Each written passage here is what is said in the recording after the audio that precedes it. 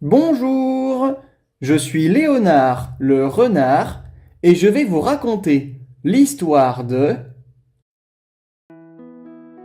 l'intrépide soldat de plomb, conte de Andersen. Il était une fois un petit garçon. C'était son anniversaire. Dans sa chambre, il y avait des cadeaux, des rubans, du papier coloré et des yeux qui brillaient. Parmi les cadeaux, il y avait une grande boîte. Une boîte en carton, bien fermée. Le petit garçon l'ouvrit avec soin. À l'intérieur, il y avait 25 soldats de plomb. Ils étaient tous pareils, bien droits, avec un fusil et avec un bel uniforme. Et pourtant, l'un d'eux était un peu différent. Ce soldat-là n'avait qu'une seule jambe. Ce n'était pas parce qu'il était cassé, non. C'était parce qu'il n'y avait pas eu assez de plomb, alors au moment de le fabriquer, on avait fait une jambe et puis plus rien. Mais le soldat ne se plaignait pas. Au contraire, il se tenait aussi droit que les autres, même plus droit. Et il avait l'air brave, fier et très calme. Le petit garçon posa les soldats sur la table. Il les aligna, rang par rang, comme une armée. Puis il les regarda longtemps et il sourit. Sur la même table, il y avait d'autres jouets. Un petit château en carton, avec des fenêtres découpées, avec une porte peinte et un grand balcon. Il y avait aussi un petit bateau et quelques figurines. Et un théâtre de jouets. Le théâtre était joli, tout coloré avec des rideaux rouges. Et sur ce théâtre, il y avait une danseuse de papier. Elle était très fine, très légère. Elle portait une robe de tulle comme un nuage. Et sur sa tête, elle avait une petite couronne brillante. Elle levait une jambe haut dans l'air, comme si elle dansait sans arrêt. Le soldat de plomb, lui, la vit. Et quand il la vit, il eut une drôle d'impression. Elle n'a qu'une jambe, comme moi, pensa-t-il. Car l'autre jambe de la danseuse était cachée derrière sa robe et il ne la voyait pas. Alors le soldat de plomb la regarda encore et son cœur, tout petit cœur de plomb, sembla devenir plus chaud. Il la trouva si belle, si douce et si élégante. Il se dit: quelqu'un d'aussi délicat, quelqu'un d'aussi merveilleux, elle doit être une princesse. Il resta immobile, très droit, comme un vrai soldat. Mais ses yeux, eux, ne bougeaient plus. Ils regardaient la danseuse. La journée passa, le soir arriva. Le petit garçon rangea ses jouets, il mit les soldats de plomb dans leur boîte. Un par un, ils tombèrent dedans avec un petit bruit. Clink, clink, clink. Mais le soldat à une jambe, le petit garçon l'oublia. Il resta sur la table tout seul. Dans la chambre, il faisait sombre. La lumière baissait, les rideaux bougeaient un peu. Et puis, la nuit tomba, tout devint silencieux, ou presque. Car quand les enfants dorment, les jouets, parfois, se réveillent. Dans le théâtre, il y avait une petite boîte sombre, une boîte posée là, comme un décor. C'était une boîte à surprise. Et à l'intérieur, il y avait un petit personnage, un diablotin. Un diablotin en jouet, avec des yeux malicieux et un sourire qui ne promettait rien de bon. À minuit, le diablotin bougea.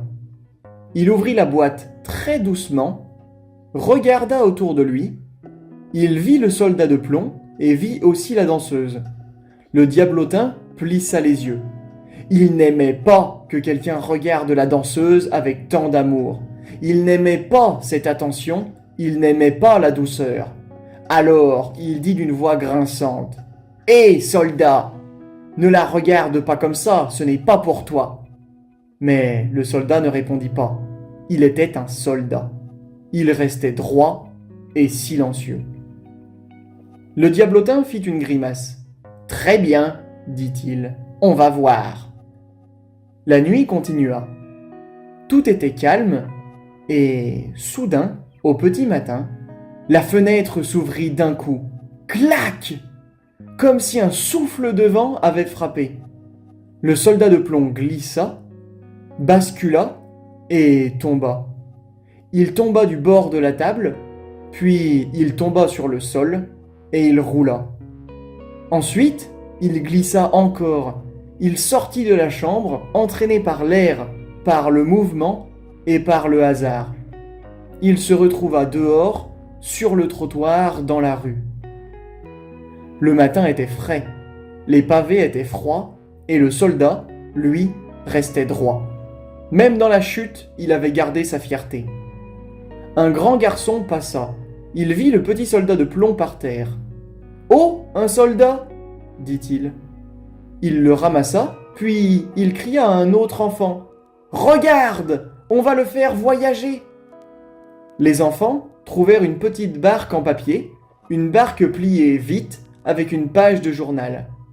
Ils posèrent le soldat dedans, bien droit, comme un capitaine, puis ils le déposèrent dans un ruisseau. Le courant l'emporta.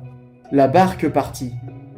Elle glissa sur l'eau, elle tournait un peu et elle tremblait. Le soldat de plomb ne bougeait pas. Il regardait devant lui. Et le ruisseau faisait glou, glou, glou, glou. Les enfants couraient à côté. Ils riaient. « Va, petit soldat, va! Bonne route !» La barque passa sous un pont sombre et tout devint noir. Très noir. Sous le pont, l'eau faisait du bruit et l'air était humide. Tout à coup, une grosse bête surgit. Une bête aux yeux luisants et avec de grandes moustaches. C'était un rat du ruisseau. Il s'approcha de la barque. « Qui es-tu » gronda le rat. « As-tu un passeport ? As-tu le droit de passer ?» Le soldat de plomb ne répondit pas. Il était soldat. Il restait silencieux.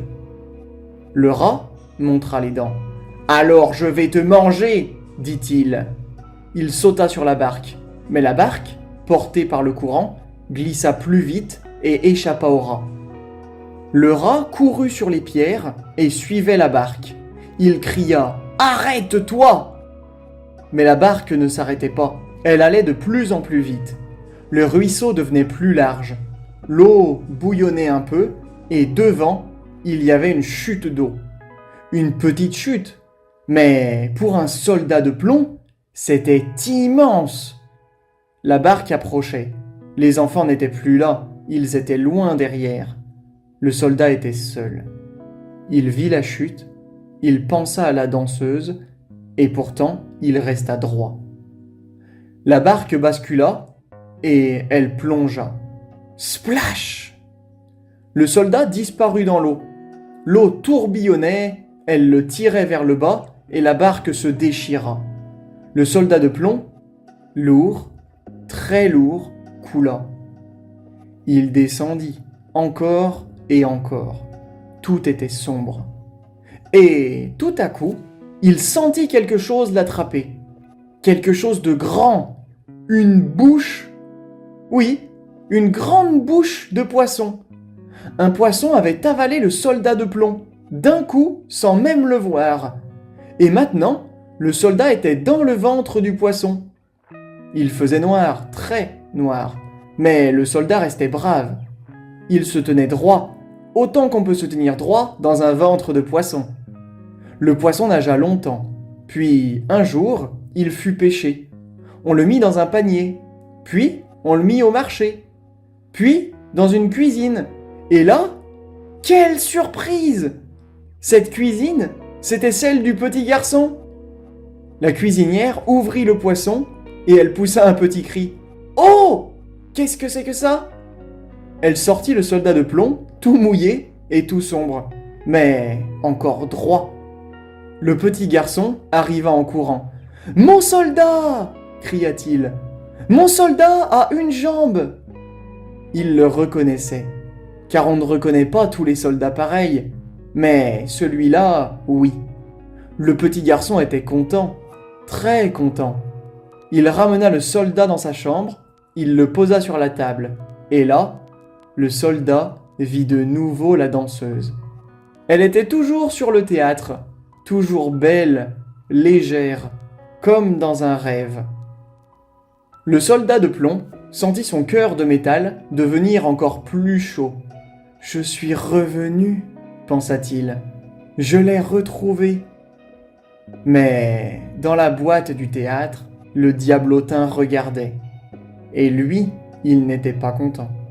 Ses yeux brillaient d'un drôle de feu. Le soir arriva encore, le petit garçon joua, il fit marcher les soldats, il fit parler les poupées, puis il se fatigua. Et la nuit revint. La chambre devint silencieuse. À minuit, le diablotin sortit encore. Il regarda le soldat, il regarda la danseuse, et il murmura « Toi, tu es revenu ? Alors, je vais finir ce que j'ai commencé. » Dans la chambre, il y avait un poêle. Un poêle où l'on mettait du feu pour avoir chaud. Le poêle brillait doucement. Il faisait une lumière orange comme un petit soleil. Et tout à coup, une main invisible sembla pousser le soldat. Il glissa vers le bord de la table et il tomba. Mais cette fois, il tomba dans le poêle, dans le feu. Le soldat sentit la chaleur très forte. Le plomb commença à chauffer et à devenir mou. Mais le soldat restait brave. Il ne criait pas et ne bougeait pas. Alors, quelque chose d'autre arriva. Un courant d'air entra par la fenêtre. Les rideaux bougèrent. La danseuse de papier trembla, bascula, vola comme une feuille, et elle vola droit vers le poêle. Elle tomba aussi dans le feu. La flamme l'attrapa. La robe de papier devint lumière, et avant de disparaître, on aurait dit qu'elle dansait encore une dernière fois. Le soldat de plomb la vit. Il voulut la protéger, mais il ne pouvait pas bouger. Il sentit son cœur fondre.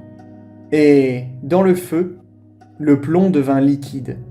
Le diablotin dans sa boîte regardait et il semblait content. Puis, le matin arriva. La cuisinière vint nettoyer le poêle. Elle prit les cendres, elle les vida doucement. Et là, parmi les cendres, elle trouva quelque chose. Un petit morceau de plomb, un tout petit morceau. Un morceau en forme de cœur. C'était le soldat de plomb, un petit cœur de plomb. Et à côté, il y avait un petit bout noir, un reste de la danseuse, un petit morceau de son tulle brûlé, et c'est tout ce qui restait. Mais dans ce petit cœur, il restait une grande histoire. Une histoire de courage, de fidélité. Une histoire d'un soldat qui, même avec une seule jambe, était resté droit jusqu'au bout. Et si on écoute bien, tout doucement, on peut presque entendre dans le silence le bruit du plomb qui dit « Je n'ai pas bougé, je n'ai pas eu peur, j'ai aimé ». Et c'est ainsi que se termine l'histoire de l'intrépide soldat de plomb. Morale de l'histoire. Le courage et la fidélité sont plus forts que les épreuves.